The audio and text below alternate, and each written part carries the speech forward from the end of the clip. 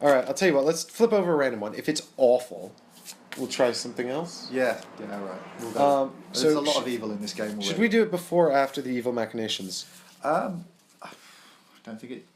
Let's do it before. We'll see what mission we have, and then we'll see how we can make it worse. Right. I feel like, we've already punished ourselves. All right. Oh, God, enough. I mean, just... Evil machination? No. We'll deal 4 out. We each get 4... No, 5, because there's 4 rounds. So we each get 5 evil machinations, which means that is it 5 or 4? 4, I thought. Okay, so we each get 4 evil machinations, which are sort of like extra adventure cards. They're still all pretty much all bad.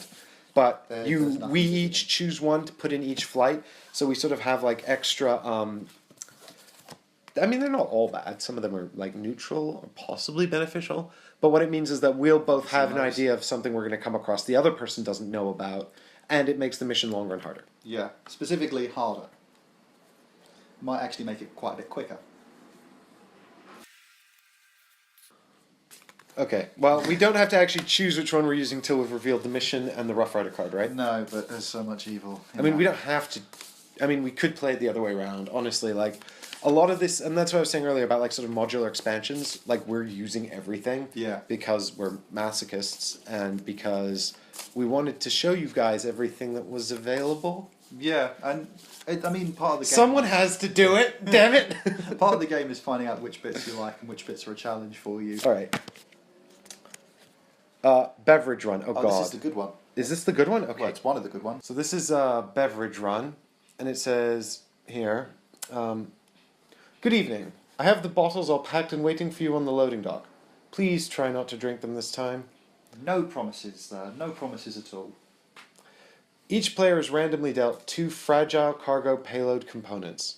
These count as 2 components set aside to be added to the ship during building. When preparing the previewable piles of adventure cards, add 1 supercard to each pile. Each pile will have 1 more card than usual. If you dare, also add a supercard to the pile of unknown cards. Special flight rule. When a supercard is revealed, you can choose to avoid it by opening a beverage. This takes your mind to another dimension and your body and your ship. Yes, the beverage does seem to be rather strong. Give up 1 of your fragile cargo components, and for the duration of the supercard, it is as though your ship is not in the flight. If your ship has multiple parts, this works on all of them. Players in front decide first. As usual, a tactical zone applied to only 1 player has no effect. If you complete the flight, you get 8, 12, 16, or 20 credits for each fragile cargo component delivered, depending on the flight's level. So, this one's actually good because if something goes horribly, horribly wrong, you can actually just open the cargo, drink it, and then disappear for the duration of it. But my concern is that we're going to have 6 components. That's like almost half my ship. No, it's only 2 fragile component modules. Only the 2. So you only have to put 2 of them on. Right, but I have to put them in a place where if I take them out, the ship won't fall apart. Yeah, it's basically going to be the bits on the end. Furthermore, we've got at least, and I think we should only play with 3 supercards in this instance, rather than the unknown 4th one. Yeah. So even so, we're still going to have 3 supercards, which means we have to be able to survive at least 1 supercard. Yeah, I'm not looking forward to that, but still. We're not going to make it. No. Good, great. Let's crack on then. So, where are the supercards? Supercards are here.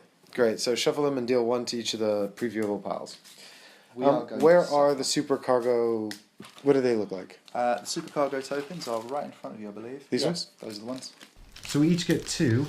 Now, what's the deal with supercargo? Okay, so supercargo is basically, as it sounds, it's the additional cargo. So there's 5 variants of it. We've got the fragile glass bottles that you can see just there. We've also got some... Right, so I've just taken out the wrong components. Well, there's several of them. They've got the fragile glass bottles, which are the ones we're going to use. There's also the heavy-duty super dense material, which is just weightiness. But it is actually kind of good because on whatever side it doesn't have a connector, it's actually indestructible, so stuff can bounce off of it. The downside is that you need more engine power to carry it. You also have things like explosives, which are awful because if they go up, everything around them goes with it, and you can set off a chain reaction, which, I mean, on your ship I don't think you'd survive 1. I don't think I'd survive half of 1 at this point before it went boom. And there's also radioactive material, which basically just nullifies everything around it. we've also got the alien artifacts, which have a zone of nothing, I guess you call it. Anything in a straight line from where they put just doesn't work. It doesn't matter what it is. So the batteries are dead. There's no crew in the slot. The shields don't work. The guns don't work. The engines don't work. The only thing that does work are the connections, and if you've got anything indestructible, which just because it doesn't require anything, it just bounces off still. These are nice bottles, though. Here are your two. Thank you. They're fragile, These are which mine, means that if anything happens to the squares around them, they break. So if something blows up beside them, they'll break and the glass will go flying everywhere. But it does mean that we can just be... I don't understand. How come there is... It says deal 2 fragile cargo payload components. Yes. These count as 2 components that need to be added to the ship during building. These count as 2 components. Yeah. So you have to put them into your ship for it to work. So you can choose not to, but you'll fail the mission. So at the end, when it says we get 8, 12, 16, or 20... Yeah, that's per. But per... Because each one counts as 2? I don't understand how that works. I think each one counts as 1, Mike, because it's just a case of what's there. So if we've each got 2, though, how can we possibly get 20 for each? Because that would be on the 4th Oh, these are round. based on the level. Yes, Right. not the number of components. Yeah, okay. Right, I'm going to fail hard at this. Default victory! So next is the Rough Rider card. Oh, God. So... Just one of these. yeah. Shuffle it. Make sure you shuffle it. So Shuffle all the horrible ones. Yeah. Shall we also reveal the 3 super crew, Just- that we sort of have an incentive to finish first if there's Yeah. one we both really want? Just before you do that, though, I did actually read what the manual describes the Rough Rider cards as, and it says, a way to turn your pleasant journey into a trip through hell, which gives you a bit of an indication as to just how bad these are. So, Mike, would you... So you can, in theory, deal as many of these into the adventure as you want. It says 2 is ridiculous and 3 is bonkers. We're doing 1 because we said we'd use all the modules, and we're going to die. we don't want to use more than we absolutely have to. Big baddies. Oh, God. Okay, good. All enemies are just 2 points stronger. We really have to hope they just don't show up, but they're going to. So that's actually one of probably the least bad ones, depending on what you come up against. At least it's simple. Yes. That's all I can say about that. Okay. Right. So Now we'll reveal some.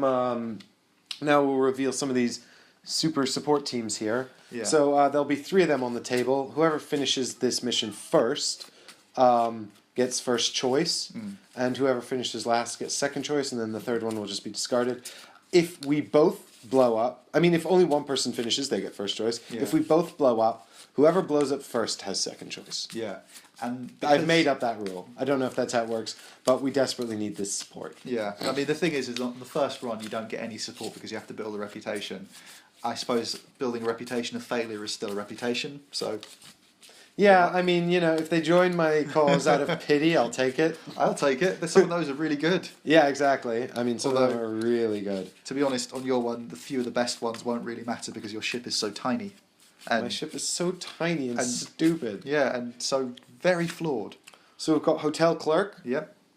Now this is a good one. It says, a cabin with 1 alien may also hold 1 human. What is the difference between A and B, Ollie? Basically, the first time you have them on board, you can only use their A slot ability. So you have to have them with you for the entire duration of a flight before you have access to both of their powers. Obviously, the B one is a lot better. In this case, the B version is a luxury cabin. It may hold 2 human astronauts. So you get twice as much for your VIP trips as you would normally. Well, no, only one will pay you. What it means is you have a chance to kill off one of those guys and still get paid. Yeah, still pretty Like good. a backup VIP. Yeah, it also means that if you need to evacuate it for any reason, only one of them needs to leave. And in each stasis chamber, 2 of the astronauts are awake, which means they can also wake each other up, which is great. Which means you can't actually just drift off into space. So on the first flight that you have this guy, you'll have the A ability, And on and the then second flight you have both. and on the third flight you'll have both as well. Cool. The idea is, of course... And we get one of these Let's after get through. each flight, after Yeah. following the first flight. So the next one's Delivery Man. So I don't know what this does. So this one is a bit straightforward. After building, you may use one of your part tokens to convert one of your ship's components to the type shown on the token. So the idea there is, oh, I've not got enough guns. I'm going to convert this piece into a gun. It's quite useful if you didn't quite get the parts you wanted or if you realised there was a bit of a mistake. The second ability is you may use up to 2 more of the part tokens that way, but then obviously these have to be done during the build. So if you've suddenly realised, oh my god, I've got no space for cargo, this means you can actually turn 2 useless things into cargo spaces with the same connectors that they had. So if you had the bulkhead that does nothing, you can turn it into a useful engine or a gun. And our last one is the Saboteur. Oh, of God, course why it would is. you flip that one? I know it was random, but still. This one is the evil one that we said we weren't going to use, so let's see how long that stands up for. Yeah, let's see if anyone actually... to be honest, those other 2 are really good. Yeah. So I can't imagine either of us are actually going to take this one. Why would we make it harder on ourselves? To be fair, But you never know. I mean, I'm a dick, so maybe I'll just get Ollie to take one of the other ones and then just take this. or I might do it just because his ship's hard enough to build as it is, so this will just be funnier. So during I will building- sit out this entire game. I mean, not by choice. My ship will explode on Adventure Card 1. Basically, during building, you may take components other players have set aside. So where we said earlier that you can put up to 2 in your hand, which you are saving for later, the Saboteur means I can just go yoink, and it's mine. The B ability is even worse. The B ability is before your flight, you may sabotage each player's ship. You can remove 1 astronaut, but not from a luxury cabin, and use it to mark a corresponding connection between 2 components, and if one's destroyed, the other will be too.